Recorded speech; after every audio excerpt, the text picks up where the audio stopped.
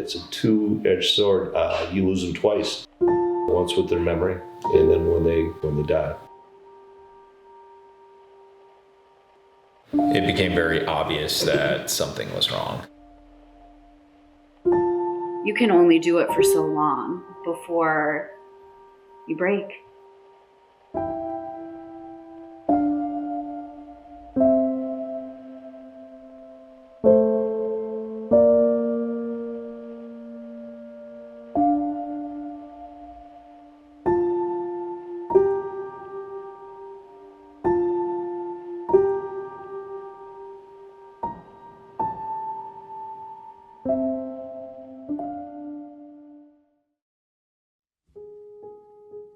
My mom was the light of the room. I mean, she was funny and she was light and she was always up for any adventure. And you could call her up on a Saturday morning and say, "Hey Mom, do you want to go do this?" And she'd be like, "Yeah, let's go do it." Like she was just a free spirit. She was so much fun. She treated me like a sister more than any friend really has ever done that. She was very competitive. We used to play a lot of cards, a lot of gin. It started, where she would miss a point and, I'd rub it in her face like, "Hey, I can't believe you missed that." But then it kept happening over and over, and it became very obvious that something was wrong. She started doing some strange things as she would crack a peanut. She would put the shells in with something to drink rather than an empty tray, and you could watch and you would know, and the thought processes were changing at that time. We had her tested earlier on when she was 58, and they had told us it was early memory loss at that time. And then 3 years after that, we had her tested again. It was after her surgery. 2019. Yeah, and it just, the doctor that we'd seen said she'd never seen anybody deteriorate that quickly. I remember feeling cheated and angry. Like I am young. I'm a young woman with young children. I should have a mother who is able to walk me through all these phases of life. With dementia, it's a two-edged sword. You lose them twice.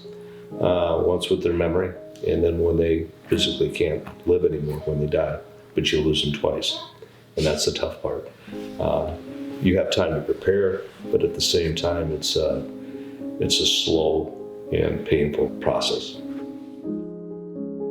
There is not a lot they can do once you get that diagnosis. There is no cure. There are limited options in regards to medications to help slow the progression. So it is kind of like you get that diagnosis and then you walk out the door feeling you're on your own, at a loss.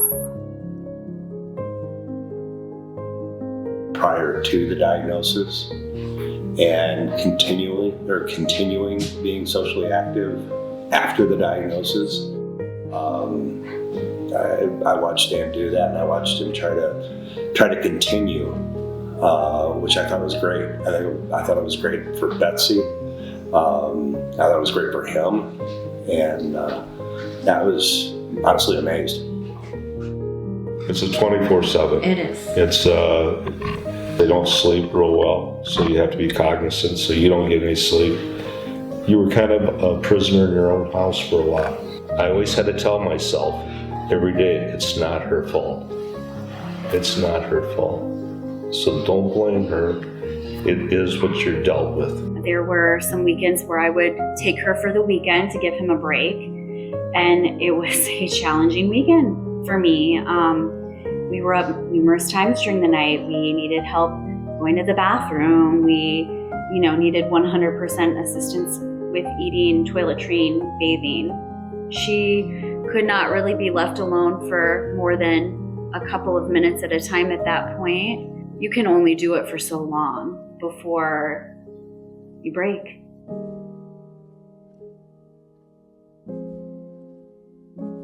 After Mom moved into memory care, and after we were able to visit more, he was able to be a husband again, and he was no longer carrying that primary caregiver burden, and he could just sit with her and he could just hold her hand or read to her or talk to her. It was a burden lifted off of his shoulders where he could be just a husband again. My dad had called us, when we were getting close to putting her in. And I remember telling him, I'll support whatever you decide. But I remember driving home after we put her in wondering, did I give bad advice? Was there more we could have done? Yeah, you always question that. So yeah.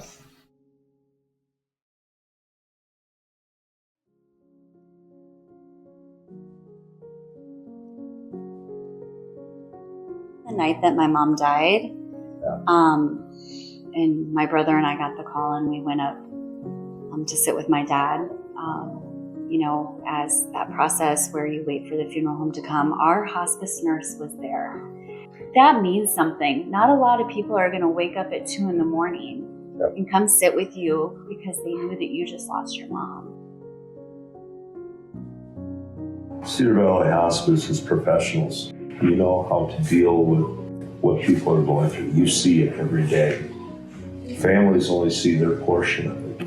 So you can help them on that journey to make the journey a celebration of life and making memories rather than trying to get to the end of the road. And that's not what the vision is with you guys. You want to make sure that the families experience the quality of life and that you're there to help and you have services to provide them and that you know what you're doing and to trust you guys because, what you do is important. The time that she had when she was still here, the fun that she made an effort to still have while she still could. Cherish that time. I would say, just cherish the time you have with them.